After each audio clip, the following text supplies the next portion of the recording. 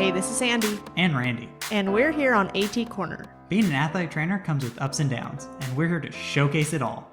Join us as we share our world in sports medicine. Welcome back to another episode of AT Corner. For the story episode, we are coming to you from our new podcast studio. Yes, so we hope it is not too echoey because we are still moving. But if you are watching on YouTube, check out this new podcast art behind us. It's pretty cool. Yes, we are definitely upgrading the space, I'd say. AT official. Oh, big time. What are we talking about, Randy? So for this episode, we're going into every AT's favorite topic, and that's salaries, maybe some negotiating. At the end, we'll even include some phrases that you can negotiate with. And not only are we talking about just getting a new job, but also raises in your current job. Ooh, I like it. I think every AT would like probably a little bit of a raise. Yeah, I would agree with you. Oh, and this was actually a requested episode, and I do not know why I did not write it down, but I can't remember right now who requested it. But when I find it, we'll put it on our Facebook group or something. Well, and I think this is, much needed because I feel like a lot of people are told to like, oh, you should be picky about your salary, you should negotiate, but no one ever really tells you how or that looks like. Yeah, so to hear it from someone else's perspective, I think would be awesome. The thing that reminded me of is when we're going through school and they're like, okay, you have this gen med thing. What do you do? And they're like, you refer. Yeah. And we're like, okay, refer to who? Exactly. Yes, we all know to refer to a doctor, but then you have to ask yourself, which doctor? Right. Like, okay, I got that, but what do I do now? It's the same thing. Like, we're negotiating, but how do I do that? What does that look appropriately? like? Yes. Right. Like, how is it appropriate? You can't just go into your boss and be like, can I have more money, please? Right. It doesn't work quite like that. Right. So when I put our Instagram stories up, our prompts, the call for stories up on our Instagram stories, one of the first questions I asked was if people have negotiated their salary before. Nice. Surprisingly, only about 60% of the people who we polled have negotiated their salaries. Okay. So that's more than half. That is more than half. And you've done a pretty good job of that. Yes. I would say every job that I've had, I've negotiated. And I've been successful in all of them except for one. That's just because you're an alpha. That's right. I said it. That's right. It's out there now. Okay. Are you taking a page from one of my athletes now? It was very accurate, so I give credit where credit's due. Randy has this new thing where he's calling me alpha because one of my athletes decided that is... Well, is it not true? It's pretty true. Okay. Yep. I don't even know what to say to that. That's right. Boom. So similarly, we had 60% of people, I think it was 60% of people who negotiated salaries.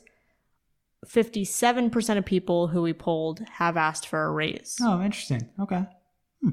So 40% of people who we polled just are okay with their current situation. Well, I think, now after listening to the first few minutes, just go in and be like, hey, I'm an alpha and you get paid more.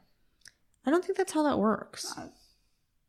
I think it works 100% of the time, 80% of the time. Okay. That made no sense. So actually the first few stories that we have are about the NATA salary survey. Okay. Which, makes sense because I feel like with us talking about negotiating, that is such a big, useful tool for us. Oh, absolutely. And it's readily available as well. If you're an NATA member. Yes, of course. So Julie R. said, I asked and provided everything that I did that wasn't in my job description. Then I accompanied it with the new NATA salary survey that had just come out. I went into the meeting about her raise, very prepared and confident and ended up getting it. Oh, nice. She also says, I had everything printed out and highlighted. Also used the tactic of AT shortage that my boss and head of school were already aware of. It was last spring. To my advantage that if you want me to stay, make it worth it for me. Oh, big time. Yeah, especially when there's a demand for athletic trainers. And plus, a lot of ATs now rightfully so, are seeing their worth and understanding that, hey, I don't need to be in a bad environment for low pay. Mm-hmm. I can find elsewhere. Although I will say, it's not always up to just the boss or the person like Yes. right above you. Yes. And I think that's where we kind of run into issues. Yeah, no, absolutely. There's some issues that go well above probably just athletics in general if you're working in an athletic setting. Mm-hmm. Or, I mean, even if you're not. Yeah. There's issues that go way above. We're not exactly top of the totem pole. No. No. So, kind of going along this topic of the NATA salary survey, Kate B said, I've always used the salary survey and I encourage anyone I know getting into the field to do the same. Best bet with the salary survey is to use all the demographics it lets you choose from, like state, setting, years of experience. Oh, that's smart, yeah. So I used the NATA salary survey when I was introducing athletic training. Mm-hmm. Actually, two things. So one time I was using it because there was a professional dance company that I'm working with that has never had an athletic trainer before. Yeah. And so I kind of used that as a justification, as well as when I was working at the high school. I was only per diem at the high school through a contracting company, but then the high school wanted to pull me on full time. And so there was a whole meeting that went into that, and I need to find those actually. Yeah. I've given them to some people, but it's like what it takes to start up an athletic training clinic. Yes. Budgets, the NATA salary survey, what I should be getting, some other negotiation things, like, which we're going to talk about. It's not just all about the money. No, it's not. So anyway, I use that. And then also California, I don't know if all states have this, but California has a per diem rate. Oh, yes. That that does not include supplies. Yeah, they give you recommendations on both rates, if you have supplies or if you have to get your own supplies. Oh, they have the second rate too? I believe so. Oh, I've always only seen the one. Yeah, I've seen it to where here's the rate if you're using your own supplies, and then here's the rate if supplies are provided to you. Mm-hmm. Yeah, which is very useful because that's true. Sometimes in per diem, amongst the things that you should ask when you're taking a per diem job is, who's providing me supplies and what supplies am I provided? Exactly. I feel like we should do an episode on what questions to ask before you take a job. Take a job or per diem. Especially per diem. Yeah. We could probably do a whole episode on per diem. Oh, 100%. That's a whole nother thing because that goes into taxes as well. Yep. Yeah, that's true. Oh. Oh, boy. Yeah. So likewise, I also asked about the NATA salary survey on our Instagram polls. So it looks like the majority of people are actually lower, like their salaries are lower than what the NATA salary survey says. Oh, that's brutal. But that means that they can use the NATA salary survey to their advantage. So up. 45% of people, 18% of people were higher than what was listed in the survey. Yes. And I think technically luckily, I believe I'm close to that range right there. Oh, no, I definitely think I'm below. Because if you stay in my setting for a long time, you get just paid. Compound. Yeah, you get paid pretty well. I mean, we all got to start somewhere. That is true. So I thought this next story was actually really interesting. Okay. Because, and this one's anonymous, which I figured that a lot of these were going to be anonymous. This is talking about negotiating raises without using the salary survey, but using other information. So Anonymous says, I straight up called every AT that works my sport in a conference that our school aspires to be in and asked them what their salary was. Basically, they did their own salary survey. Yeah. Well, not only salary. Oh. Yes, Anonymous continues with, all but a few shared a lot of info with me. I got their years of experience, years at the institution, sport workload, and summer hours. I put it all in a spreadsheet along with my salary comparison and sent it to my head AT, who took it to the AD and VP. It is not fully worked out on my end officially, but I'm being told I'll be getting a significant raise, upwards of 25%. That's pretty good. That's nuts. That's amazing.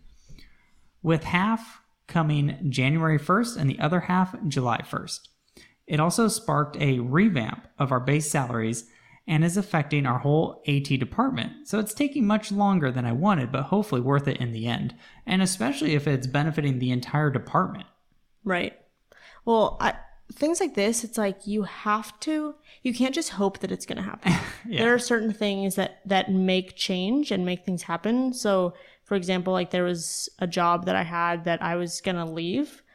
And that's when my employer was like, we need to have an emergency meeting about salaries. We need to pull, like this person did, pull all the salaries of the surrounding ATs and then see what we can do. And so it's kind of like that threat to leave or like some change. There are some things that create that ball rolling. Especially, it's definitely a motivating factor if they like you too. Mm-hmm. Because, in that case, like, hey, well, especially, you're doing this much for the university, they would hate to see that just go away on something that maybe they could have controlled. Right. So there's a lot of transparency. I think people nowadays are being way more transparent with their salaries. And I think the reason why is because we can use it to our benefit. Oh, absolutely. Yeah, I feel like, I still think it's a little taboo for some people in society as in general, but I do think more people are open about talking about salaries. I would say probably all of our friends know our salaries. Yes.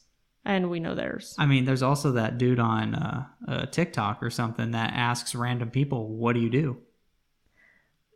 I don't watch that. So I'm just saying, you can, as a society, it is getting less taboo. So it's good to see that happening in athletic training as well. Right. Especially I like that this is there's a lot more taken into consideration. Yes.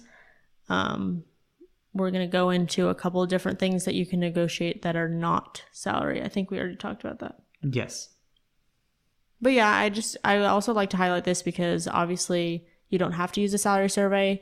However, that salary survey is to, at least to me, gold standard. Yes. It kind of gives you the best idea, like poll, like demographics. Like I just looked up right now and I just looked at, I selected my membership category, work setting, job title, my full-time or part-time status, and then my credentials, and just it spit out very specific things. Yeah. And you're also relying on the people in your setting or that match very similar to your position hopefully did their salary survey. So this is one aspect, like you can really get specific to your, like he did, like his conference, right? Because this is what your school's competing against, or like in his case, like going to try and get into that conference. Like, well, here's the expectation if we're going to be in there. Right. So, this is, nice the way Anonymous, did this for sure. Mm-hmm. But I just have to put this plug in there because it drives me crazy every time the NATA salary survey comes out and people who aren't NATA members are like, oh, let me look at that. After they're like, oh, I refuse to pay NATA dues because NATA does nothing for me.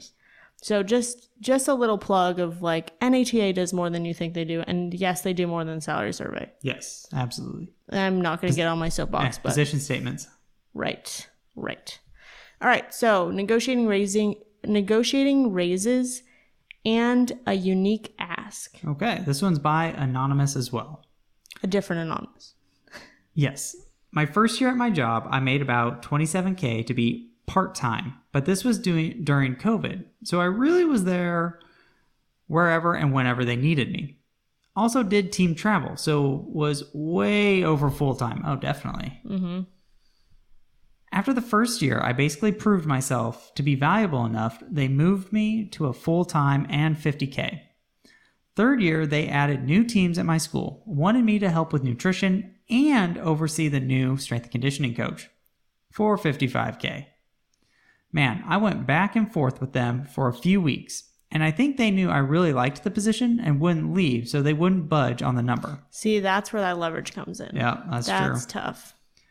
I was disappointed, but have made it clear all year that I deserve to be paid more. So after my first full-time year, they had just sent me the contract for the next year to sign.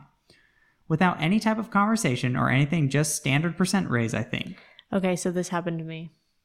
Oh, yes, it did. That's right. I was just sent a contract and I was told to sign it. And here is also my plug. I could probably get on so many soapboxes this episode. Here's also my plug. Do not sign anything until you agree to whatever it says. Oh, big time. 100%. Definitely read your contract. I was not caught that this year. However, I was the one time I'm talking about was actually my start date. Oh yeah, I remember my that one. start date of a job I signed, and I did not realize that they caught me on. I was supposed to have a meeting prior. Yes. And the way they worded it, it was just really, I don't have any other word than sketchy. It was just really sketchy. Yeah. So my start date was not what I had thought that it was. Or what you guys initially talked about. Right. So don't get caught signing something you don't want to sign. Yep. Anonymous continues with, I told them I wasn't going to sign it until they were able to lay out my job duties, what they expected of me, etc. So smart. Definitely smart. Right there. So once they did all of that, I was like, okay, I think I should be closer to 60K. And I think my mistake was saying like, I'm going to come back no matter what. I just kind of lost my bargaining power. And it was easy for them to be like, well, we can't do anything over 55K this year. But this year. Yeah, exactly. But since I'm in charge of team nutrition, I did have them write into my contract that I get all of the team meals. So in the end, I don't have to cook much anymore, but more money would still be nicer. LOL. Hey, you know what? Hey, at least you get team meals. See, that's a really interesting. That's not something that I would have thought of. No. I mean, yes, more money would definitely be nicer, but I mean, are we saving money because you're not you're getting as meals. Many groceries? Yeah, hey, that was pretty savvy. And you know what? Time is money. Time is money. You know what? That was savvy. Yeah. Way to make the best out of that situation. I was really in awe of this. Anyway. So anyways, moral of the story, my AD knows me pretty personally and knew I wanted to stay no matter what they paid me. I'm happy in my position, and I think in this case that was taken advantage of pay-wise. Because with everything they have me doing, I definitely deserve more compensation. Mm-hmm. And I think now, almost halfway through the year, they see how much more responsibility they really gave me and how much busier it made me. So I'm hoping because of that personal relationship, they also see where I'm coming from. Like, no, we actually need to pay her more. She was right. I'm hoping the negotiations go better this year since cost of living and inflation are so high. Without a better raise, it'll be hard to do. Oh, 100%. But yeah, that is tough when they know you're not going to leave. Makes them not super quick to be like, oh yeah, we'll give you more. Oh yeah, let's just reach in this back pocket. Yeah, that is a tough situation. But that's the emergency money. Team meals. Hats off. That was savvy. Mm-hmm. That is another thing is I feel like a lot of people at the end of the year, they're like, oh, I forgot what I did this year. Or like they didn't. Yes. Like there's so much that you've done throughout the year or you're busy and so it's hard to keep track. But when you are doing extra things or when you're revising policies or when you are making connections with other people on campus or when you are bringing things to your athletic training clinic that is not done before, you really need to document those things. Oh, big time. So that when you get into these meetings and get into, hey, it's time to negotiate for a raise, here's why. Not just because I want more money. Yeah. But here's what I've done. What I like to do is use that treatment log information to total the value of the treatments that you've done. And show how much your services have cost and technically saved the school, because if you weren't there, they would have to go refer that elsewhere, go through their insurance, which, as the price of insurance claims goes up, that means the school has to pay more in a premium. So you just being there providing high level services saves money. It's true. It's just a lot of work. Yeah. I was doing pretty well with it, and then I got busy and I lost track of it. That's why an EMR that can track that. That can track that / your student athletes / I guess yourself stays on top of. Yeah. That would be very helpful. So we're going to switch gears again because now we're talking about initial offers. Okay. Actually, honestly, I don't remember if this is the only one that we're talking about the initial offer, but this one is specifically negotiating when you first get that job. Okay. So this one's by Audric W. My first job, my employer offered me the job, and after I accepted and turned down other positions, he changed my salary by almost $10K. No.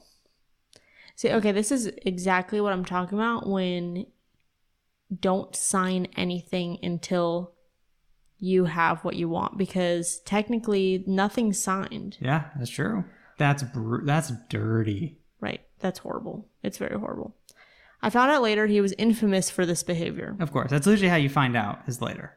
And lowballing ATs because he was an AT-PT who owned the company and felt ATs shouldn't make as much, which I'm just going to interject here. We are not against PTs. This is not a general statement. This is a specific AT-PT who unfortunately does not see the AT's value. But anyway, I'm going to continue. He had been around the area so long that he set the bar for what other companies paid ATs. Of course. Because what the going rate is, like, it's hard to... Oh, yeah. If we can get you for this much, why would we pay more? Yeah. And he was a member of the licensing board in the state I was working in. Oh, my gosh.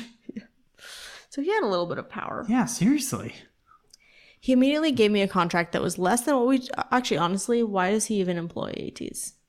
If that is... Yeah. Well, because doesn't have to pay as much. I guess. So, anyway... Audric says, he immediately gave me a contract that was less than what we discussed, but I was stuck. As for the conversations, they happened over the phone. I was offered under $40K. I told them I'd be interested in the position, but only if the salary was competitive. They said I'd be the highest paid AT in their company. I asked them how many ATs in their company had my experience combined with a number of certifications. Ooh, nice.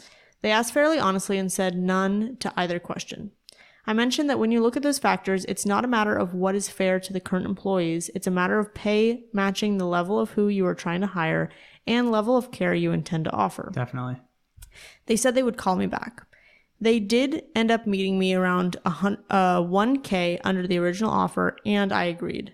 Mainly because I was working for a company that was imploding due to a lack of oversight in how to utilize the ATs and damaging relationships with the schools. They were planning to dump all the ATs and or pay them less than amongst a bunch of other things. So the new recruiter and I both agreed on the terms that we both set, and I accepted. Yeah, it's definitely tough when you don't have the options available. Like, if that's the one you have to take, you're just like, pick your poison at this point. I think that is something that is so toxic in the athletic training community. Yes. Don't take low ball offers, don't take low ball jobs, yes, if in a perfect world, absolutely we would not take those. Yes. But however, if you need to pay the bills need to get paid. Would you rather work at Dunkin' Donuts or would you rather be an athletic trainer? Exactly. Like, what are you going to do? And I think that's what's so, it's like book versus reality. Yeah. It's like, okay, don't take those offers, but what if what happens? It's the only one that you get? Well, also for those newly certifieds, right? You just got out of school. Now now all of them coming out are going to be master's degrees. So now you have 2 sets of student loans you need to pay. Oof. Your bachelor's and now your master's. So now, it's a little harder to say no to a job. Right. And I agree. I think it's, more clinicians need to definitely identify their work, because there's some larger universities that, let's be honest, are doing pretty well that still pay their ATs very subpar while the coach is making millions. Who's getting more screen time? True. Valid. That's how they justify it. Yeah, that is how they justify it. But you see, the more, and I've noticed that. I've noticed some universities, and as a whole, starting to pay like a little bit higher. And it's good to see, because I do think more people are like, I'd rather go do this. Mm-hmm. So this next story is anonymous, and it is talking about raises in relation to additional work. Ooh. So Anonymous says, I'm at a high school with another full-time AT. She was recently out on maternity leave. Initially, it was discussed that they would have a sub to replace her while she was gone during preseason. However, with the athletic training shortage, that did not happen. I sent numerous emails to my supervisor asking for additional help. Meanwhile, I was making up for mine and the other AT's hours. We are contracted through a PT company, so an additional issue was that the school was paying for 2 full-time ATs and not getting that. Ooh, true. Mm-hmm. Also, our AD made the practice schedule with the intention that we would have 2 ATs that could switch off morning and night. After almost 4 weeks of me emailing asking for a solution, I decided I was done asking. I told my supervisor that it's obvious I'm not getting any help, therefore I want to be paid additional for doing the work of 2 full-time ATs. The next day, I was on a call with my supervisor and our regional director. If they were not going to give me what I was asking for, I was fully prepared to quit. And they could tell those were my intentions. Unfortunately, that call was not great. She told me I needed to take ownership of putting myself into this position, and no one told me to work all the extra hours. Okay, I just want to interject. Uh-oh. If it was the opposite way around, Uh-huh. and this person was not working all the extra hours, and someone got hurt, or hopefully not, but something worse, Yep. then they'd be like, why weren't you there? Right. Yeah. Right. It's a catch-22. So unfortunately, you have to think about what's going to happen liability-wise. Oh, definitely. And if you can figure out how to do both of those things and show the value or the need, the necessity, while still maintaining safety, I think that's the fine line. Yeah. Well, also, too, as Anonymous continues, I said no one also told me I had an option. See, that's sneaky. Yeah. They didn't say like, hey, like, you don't need to be doing this much. Like, we understand the situation. Or like one of my employers, it was like, oh, you scored a big win with the coaches. Oh, yeah, I remember that one. You scored a big win with the coaches when you said you would work holidays. Oh, yeah. I was like, oh, I had that option? Why did you score a win? Is it because previous employees didn't work holidays? Yeah, I didn't know that was an option. Oh, yeah, no one gave you that one, huh?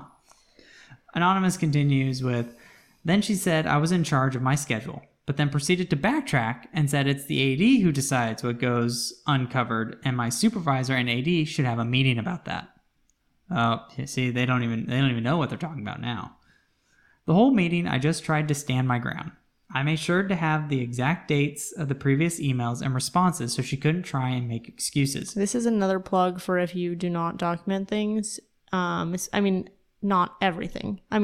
Just kidding. I should probably say you should document everything. But for real life, you should be documenting the important things, the things that you're going to go back to, the things that emails. Someone else might go back to. Emails are great. You need to be documenting those follow-up emails from meetings.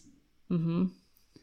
I also made sure she was aware how upset our AD was, and if they weren't going to pay me more, then he was going to ask to be charged less. I think that helped. Ultimately, they did give me the raise for the additional work I was doing.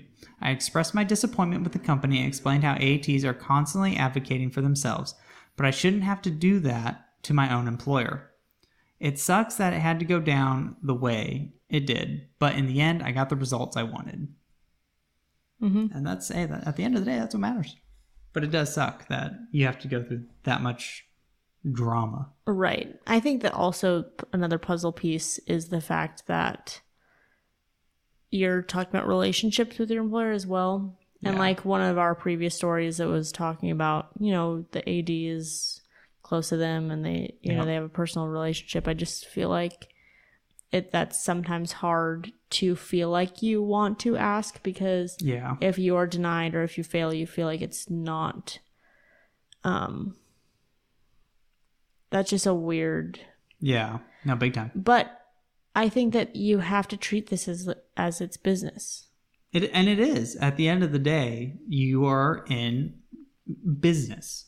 Mm-hmm. So, unfortunately, and hopefully the people that you're negotiating with also know that.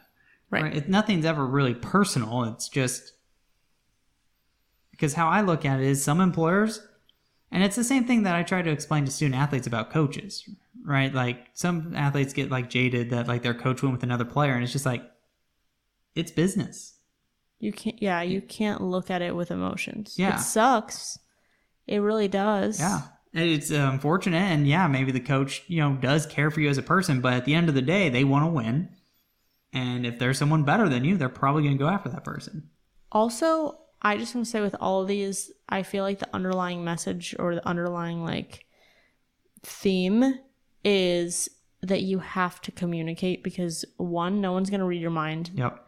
Everyone's going to assume that everyone wants a higher salary, right? Yes. But no one is just going to give you a higher salary. Mm-hmm. If you've been doing things, you have to bring it to someone's attention. If Absolutely. you want a higher salary, you have to ask for it. Oh, also, it's okay to be a little selfish. Yeah. It is okay. Mm-hmm. I was negotiating when I was not even certified for a couple. Actually, when I was my very, very first job. Sorry, I had to get rid of the bug. Thank you. My very, very first job that I was not even certified yet. I was negotiating. That's right. So you just have to put yourself out there and you have to ask. Otherwise, all they can say is no. Right. And now you know how they may value you. Right. And I had nothing to go off of. I had nothing to stand on. I had no years of experience. No, you had your confidence and your alphaness. No, we're not keeping that. We are keeping that. We are not keeping that. Yes, we are. Woo! You want to go to the next story? Let's do it. So this one's from Kate B. She said, I was able to negotiate up my salary due to gas prices and tolls. Beautiful. Mm-hmm. I'm third-party outreach at a college. The company I worked for started expanding much further south than usual. When I applied for the job, it said it was about 30 minutes south of my home. But when I had a phone interview, the first thing they told me was that the position was actually an hour away. Whew. Due to the necessity of athletic trainers in that area, and it ended up being the COVID season about to start, I was more than happy to take it since I was not happy here at my job.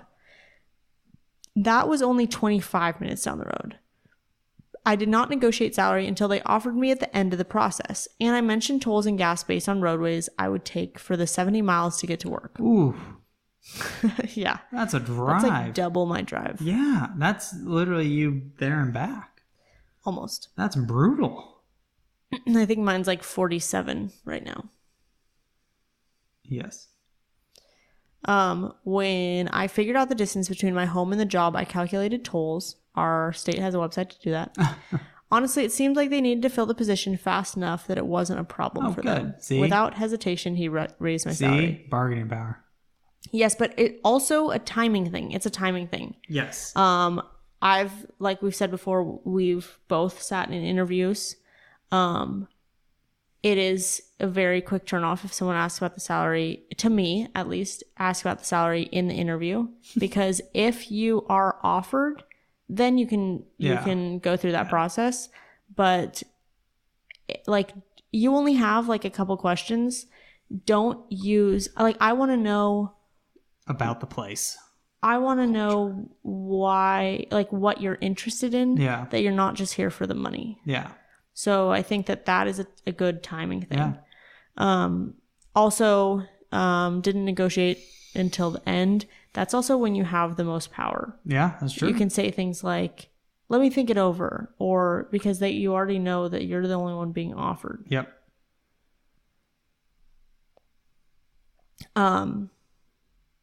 Now I kind of want to talk about things that you can negotiate other than just salary. Yes, that's very important. Because sometimes when the salary is like landlocked or what's a better term? Like it's just not capped out. Yeah. Sometimes you're capped. Sometimes especially like state schools, like they have a system.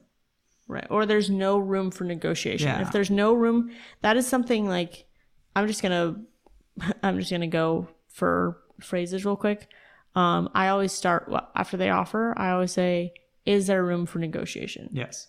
Because one, it's an open conversation, and then two, I can get a feel for how they answer. Yes. I've had one place tell me that unfortunately, there's no room for negotiation. And so then it's like, okay, well, if there's no room for negotiation now, I'm going to look at some of the other things that you offer other than salary, or even like, and I'm not talking just like full-time jobs. Yeah. I'm talking part-time jobs. I'm talking per diem. I'm talking contract, everything, all of the above. I'm still stoked about the team meal thing. Right. That was so savvy. So this next story is from Colby T. He says, I'm in hospital outreach, but instead of high school, I'm in professional rugby. Ooh. They pay for yearly subscription to MedBridge, and they also offer in-house CEU courses for free. Every athletic trainer that is employed through the hospital gets the access. Nice. And also, speaking of, I put on our Instagram stories if people get CEUs or conferences through their employer. Okay, the people we polled, about 50% of AT employers pay for their CEUs. I was like, what? I feel like that's true, though. I feel like it's hit or miss. I've never, had MedBridge. I had MedBridge. So I guess if you're being technical, that is paying for my CEUs. But like, I don't know. Like when I imagine that, I feel like they're paying for events. But I have had MedBridge, which is nice. I've had in-house CEU courses for free. Oh, yeah, you have. I've had online CEU courses for free through the, PT clinic? Yes. And I've also had through the PT clinic worldwide, whatever courses they had for free. That's cool. And like journal clubs. They had like journal clubs. That sounds fun. I didn't do those. I know, but it sounds fun. Actually, I think this is a perfect time for our plug from MedBridge. Yes, I think so too. So if you know what? This could be used if your employer pays for your CEUs or if your employer does not pay for your CEUs. You can get $150 off MedBridge subscription. It's a year-long subscription, and you can just use the code ATCorner. And bonus, it helps support the show. So we can buy things like win-win. This cool podcast art behind us. It's a win-win. Win-win for everybody. You get your CEUs and you support our show. Yeah. And we get more podcast art. We do. Also, big thank you to the people who are rating us on the podcast providers. We have a couple more ratings, all 5-star, if I might add. Yeah. Let's keep that rocking, huh? Mm-hmm. So what are some other things we can negotiate? Have you negotiated any other things other than salary? Have you negotiated salary? Not successfully. And I don't know. It was weird where I was at. I could be honest. I haven't done a good job of negotiating my salary. Like raise or like initial? Raise. Okay. What about initial? No, not initial. Have you asked? No, not yet. Now I'm going forward. Now you're going to ask. Yeah, and going forward, I am. That's right. Well, now you have all the tips of all of our listeners. See, this was educational for me. Mm-hmm. So here, I know our Instagram poll said 60%, but we got 50-50 right here. Yeah, that's right. I'm actually surprised by that because you're the one who told me to ask. Yeah, I guess I just didn't feel I was in the position of power. That's hard. Yeah, now I do. You've asked for raises before. You've gotten some raises. I have. But my last attempt at asking was foiled. Latest. Yeah, the latest was foiled. Ugh. They did me dirty. That's annoying. They were when they told me how much I was getting paid, I was like, well, I believe I should be getting more. And they're like, oh, sorry, we already got it locked in. I'm like, oh, how convenient. We didn't discuss that beforehand. Cool. Oh, you guys signed on it. Yeah. Okay, so some other things to negotiate. Some of these we got from, actually, I don't remember where I got this list from. I think I put it on our Instagram stories. CU money, stipend, big ones, flex time, comp time, overtime. Oh, yeah, overtime. Or vacation. So flex time meaning like if you work like 50 hours one week, you can work 30 hours the next. Or if you work like 10 hours one day, you can work like 6 hours the next. Nice. Right? So like flexible time. comp time, or is that comp time? Am I mixing that up? Oh, no. Oh, yeah. So, like, comp time would be taking time off instead of receiving overtime pay. Yeah. And then flex time is, like, you can adjust your hours, I think. So, anyway, you can look into that, and if salary is not negotiable or, like, what you're getting, like, hourly rate or, like, whatever. Yeah. Oh, you know what? I don't know if this is something that people have done, but I know that salary versus hourly or like 10-month, 11-month, 12-month contracts, those all make a difference too. Oh, big time. And not just like when you're first initially starting, but also let's say you've been working in an 11-month position. Yeah. And even if you get paid over 12 months, it's better to have a 12-month contract or not a contract at all. Just a job. Yep. Because of your retirement, putting away that extra month every year, or those 2 months every year, so 10 month, 12 month. Also, there's certain situations where you're the 10 month or 11 month, but you get paid over the 12. No, that's what I'm saying. Even if you get paid over 12, I don't think if you're 10 month and you get paid over 12, I don't think those extra 2 months go to retirement. Ooh, interesting. So that's something that you might want to negotiate. Like, hey, can we look into making my position 12 month or 11 month or something? And I'll just take my vacation on this time. Yeah. Interesting. Speaking of vacation, some jobs don't have vacation. Some jobs don't have overtime. Yeah, some jobs don't have vacation, huh? Yeah, some jobs don't have vacation. Overtime. Yep. So this is more like hourly. Yeah. Oh, definitely. If you're hourly, hopefully you should be getting overtime, which is what, like time and a half? Yes. That is like huge for athletic trainers because we work so much overtime. Oh, big time. That's why a lot of places don't want us hourly. Some people were able to negotiate their employers to pay for their liability insurance. I've seen that. I've had that. You've had that personally? Yep. Mm-hmm. Oh, that's really cool. Yeah.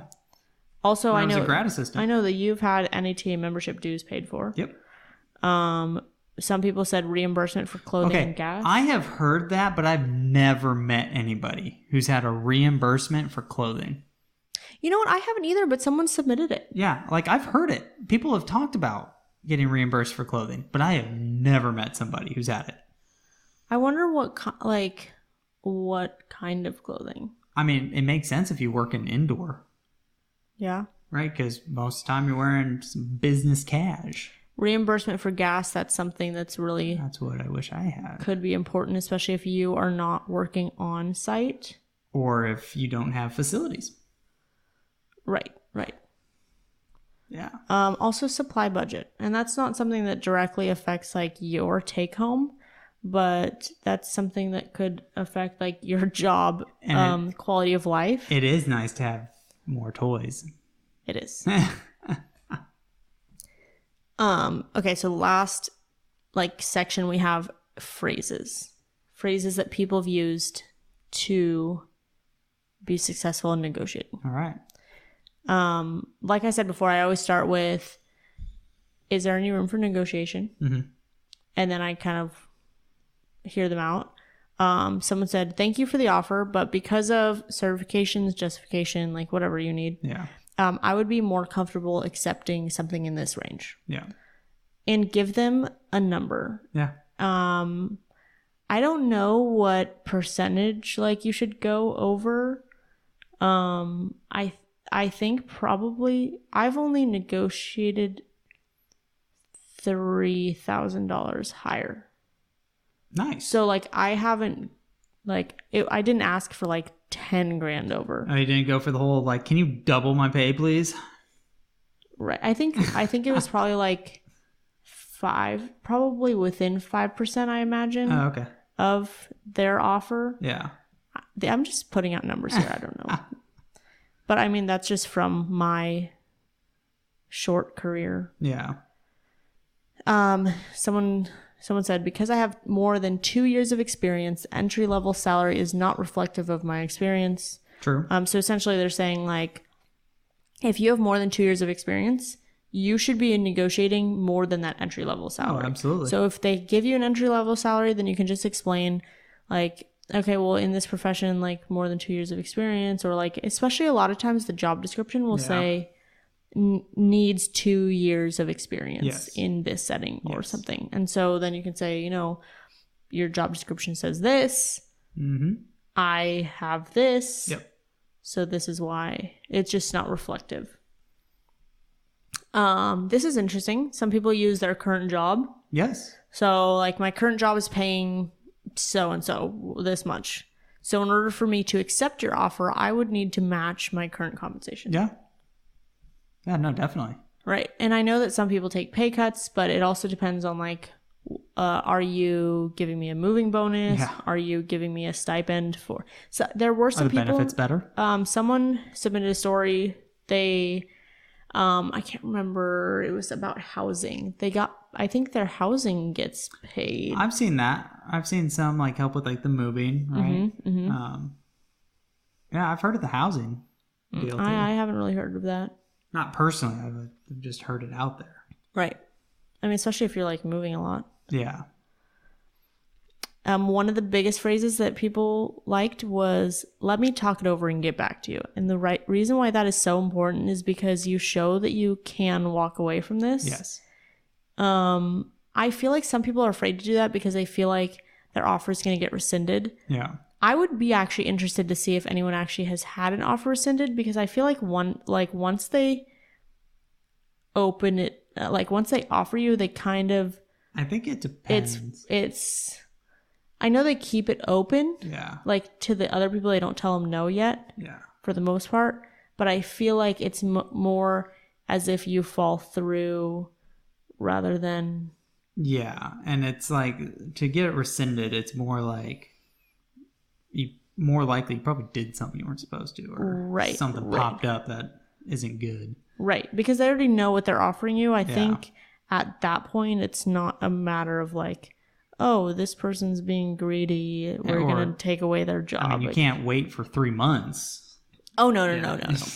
You can't be like, oh, I'll talk to you at the end of the year. Let me talk it over to you, and I'll get back to you tomorrow. Yep. Or let me talk it over, and I'll get back to you. Like if it's a Friday, like I'll get back to you on Monday. Yeah. I've done that. Oh, yeah, absolutely. And then you also like have time, balls in your court, but then you're also not making an emotional decision. Absolutely. And also that's a great phrase if you have a significant other. It is a team effort. Yeah. Like let me talk about with my partner. Yep. Yeah.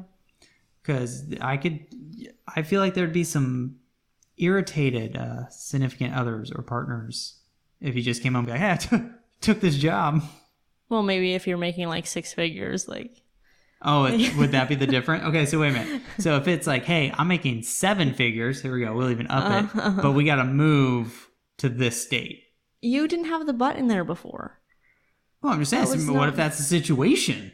No, you were talking about just if, like, including someone. So if I get offered a 7-figure job, I should just take it. No, you should talk it over with me. Oh, okay, there we go. See?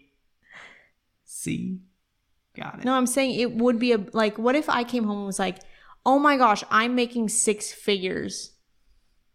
That's like no strings attached. Just like, that's it. I'm just going to be like, you didn't discuss it with me. I'll be like, surprise.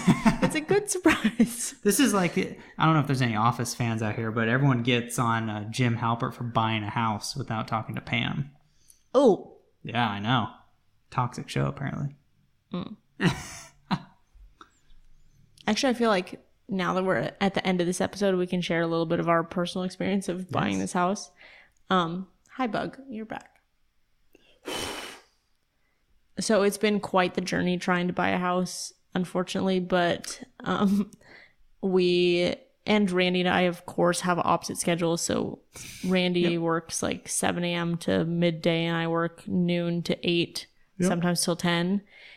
And I have a long drive, so I feel like we just really don't see each other that much, and it makes it really hard to view houses. Yeah. Except for like the weekends, which are football games. But or apparently soccer games sometimes. Yes. Football games. Yes. So, and also why I yawn through half of all of our episodes because we record really late at night. And I'm not a night person. But anyway, so Randy was going to view a house, actually our house that we were sitting in now. That's right. And I was out at football practice and I was FaceTiming him before practice actually got really like going, and I had to like pay more attention. And it was 103 degrees and my phone was on FaceTime. It was overheating. So but I really needed to see this house because like this is a big purchase, right? And I ended up having to watch his FaceTime by putting my phone in the ice chest so that it wouldn't overheat, so that I could see our house, and it all ended up working out. She put a lot of trust in me. I really did. She asked me, she was like, should we go after this house? I'm like, yeah, I think we really need to. She's like, all right. I feel like offering on house is kind of like negotiating for a job. It really is. It's true. Mm-hmm. We did a lot of negotiation over the last year. Yep. Hey, so anyway, that is all we have related to athletic training. And salaries.